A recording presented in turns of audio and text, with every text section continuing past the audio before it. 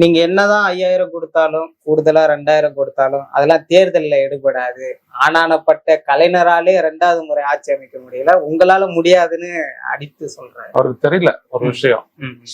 இப்ப போட்டியிடுறது வந்துட்டு கட்சிகள் தானே ஒழிய வரலாறு கிடையாது. ஓகே. இவர் ஜெயிச்சதே இல்லையே, அப்ப இந்த முறை ஓட்டு போட வேணாம் அப்படின்னு சொல்லிட்டு யாரும் போடாது இருப்பாங்களா? இப்ப நான் இருக்கேன், என் குடும்பம் எல்லாம் இருக்கு, எல்லாரும் இருக்காங்க, நாங்க எல்லாத்தையும் ஓட்டு போட மாட்டோமா? போன முறை போட்டோம், வேணாம் இந்த முறை நம்ம தூக்கி விஜய்க்கு போடும் அப்படின்னு நினைப்பாங்களா? இப்படி யாராவது நினைப்பாங்களா? ஒவ்வொரு தேர்தலும் சில பிரச்சனைகளின் அடிப்படையில தான் நடக்குது. அந்த பிரச்சனைகளை மட்டும் நீங்க பேசிட்டு போங்க.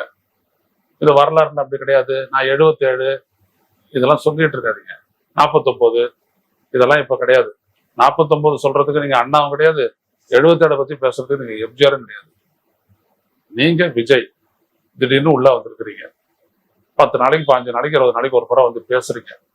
உங்களை மக்கள் எப்படி ஒரு மதிப்பீடு செஞ்சு வச்சிருக்காங்கன்றதே உங்களுக்கு தெரியாது.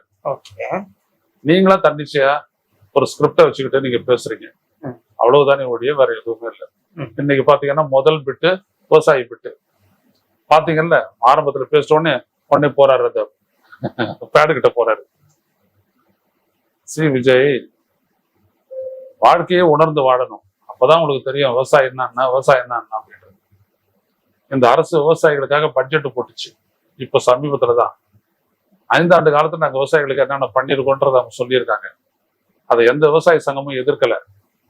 நீங்க என்ன பண்ணிருக்கணும், நீங்க தமிழக வெற்றி கழகன்ற ஒரு கட்சி, இதுல எத்தனையோ பேர் இருக்கிறாங்க உங்களுடைய கட்சியில. இந்த விவசாயம் அந்த பூமியில இருந்துட்டும் இருக்காங்க செயலாளர்கள்லாம், அவங்களெல்லாம் வச்சு அந்த விவசாயிகள் பட்ஜெட் தமிழகம் போட்டது எவ்வளவு போதுமானது அல்ல அப்படின்னு சொல்லிட்டு நீங்க ஒரு அறிக்கையை கொடுத்துட்டு நீங்க பேசுறீங்கன்னா விவசாயி மதிப்பான். அன்னைக்கெல்லாம் நீங்க படுத்து தூங்கிட்டீங்க.